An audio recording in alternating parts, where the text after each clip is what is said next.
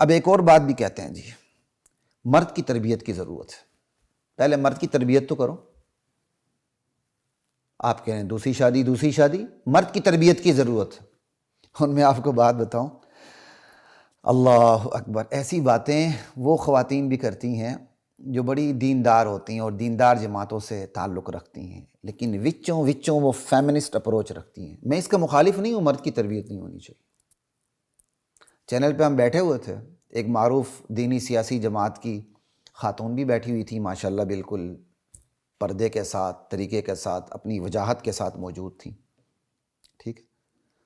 تو انہوں نے ایک خاص مقام پہ آ کر کہا مرد کی تربیت کی ضرورت ہے، لیکن انہوں نے اپنے قبیلے کو اس میں شامل نہیں کیا کہ عورت کی بھی تربیت کی ضرورت ہے۔ جب میری باری آئی تو میں نے ان کی بات کو انڈوس کرتے ہوئے کہا کہ میری بہن نے جو یہ بات کی ہے کہ مرد کی تربیت کی ضرورت ہے، میں اسے تسلیم کرتا ہوں، واقعی مرد کی تربیت کی ضرورت ہے، لیکن میں یہ کہتا ہوں کہ جہاں مرد کی تربیت کی ضرورت ہے تو اس سے کہیں زیادہ عورت کی تربیت کی ضرورت ہے۔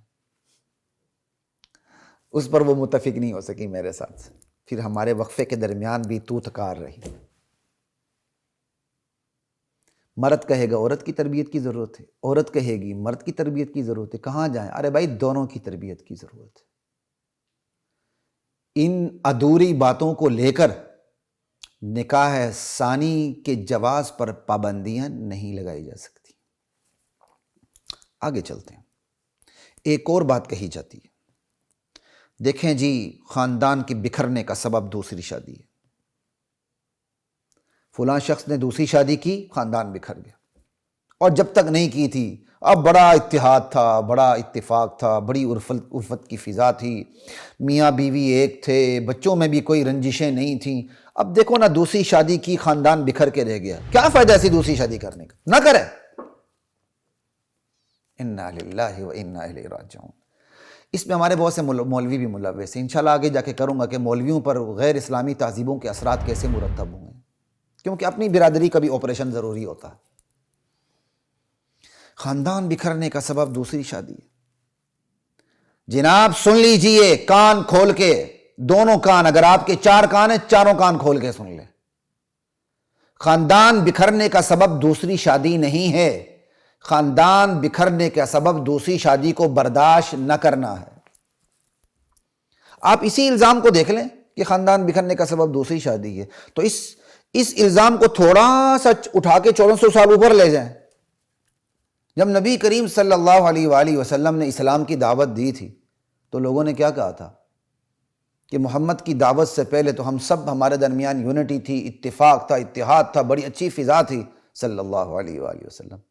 جب سے اس محمد نے دعوت دینی شروع کر دی ہے، ہمارے اندر فرقہ واریت آ چکی ہے، سیکٹیرینزم آ چکا ہے، باپ بیٹے سے جدا ہو چکا ہے، بیٹا باپ سے جدا ہو چکا ہے، میاں بیوی کے درمیان کیا کہتے ہیں ناچاقیاں پیدا ہو چکی ہیں، ہماری پوری قوم اور معاشرے کے درمیان ایک ناچاقی ہو چکی جب سے اس نے توحید کی دعوت شروع کر دی ہے صلی اللہ علیہ وآلہ وسلم۔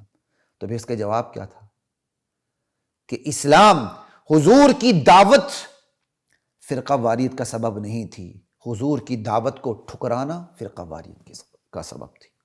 بالکل اسی طرح یہاں بھی یاد رکھیں، خاندان بکھرنے کا سبب دوسری شادی نہیں ہے، خاندان بکھرنے کا سبب دوسری شادی کو برداشت نہ کرنا ہے، سمجھے؟ سسرال کی طرف سے یا خود اپنے خاندان کی طرف سے، بیوی کی طرف سے یا اپنے بچوں کی طرف سے۔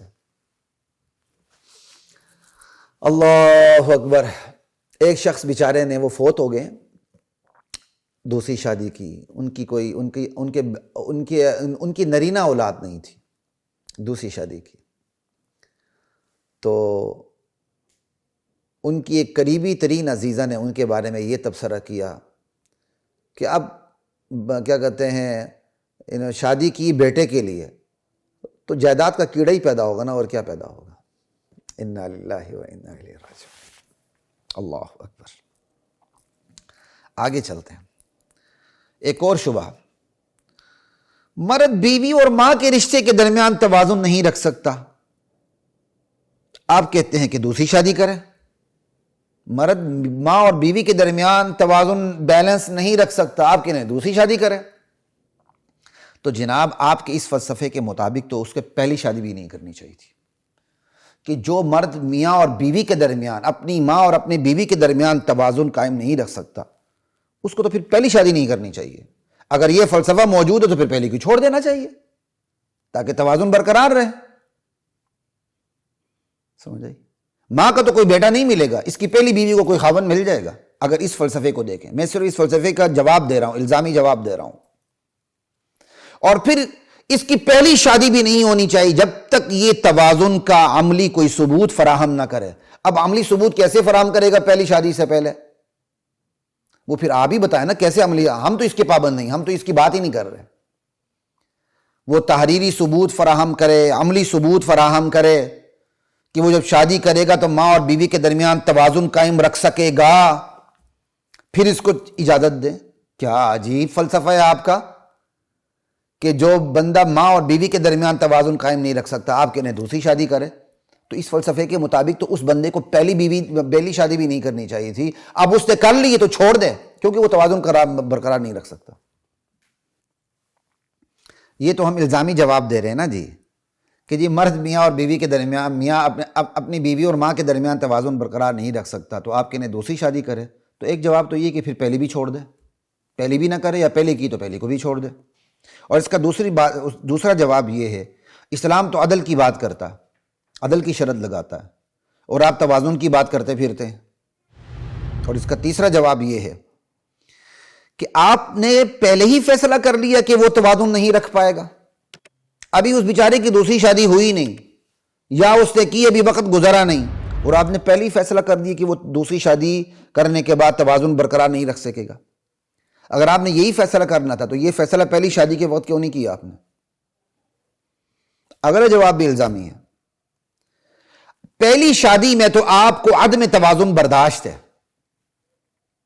اور جب اس نے دوسری شادی کی تو اب آپ کہہ رہے ہیں یہ توازن قائم نہیں رکھ سکتا، اب آپ کو عدم توازن برداشت نہیں۔ سمجھ آئی؟ اس سے پتہ چلا مسئلہ توازن اور عدم توازن کا نہیں ہے، مسئلہ پہلی اور دوسری شادی کا ہے۔ آپ کو پہلی برداشت ہے، دوسری برداشت نہیں، کیوں؟ پہلے میں بھی وہ عدم توازن کا شکار ہے، آپ برداشت کر رہے ہیں، دوسری میں آپ عدم توازن کو دلیل بنا کے پیش کر رہے ہیں۔ ایک جگہ آپ کو عدم توازن برداشت ہے، دوسری جگہ آپ کو عدم توازن برداشت نہیں۔ تو دراصل مسئلہ توازن اور عدم توازن کا نہیں، دراصل مسئلہ پہلی اور دوسری شادی کا ہے۔ پہلی شادی آپ کو برداشت ہے، توازن بھلے رکھے نہ رکھے، دوسری شادی آپ کو برداشت نہیں بھلے توازن بھی رکھے، آپ اس کو بھی غیر متوازن ہی کہیں گے، کیونکہ آپ کے نزدیک تو دوسری شادی ہی غیر متوازن ہے۔ لا الہ الا اللہ۔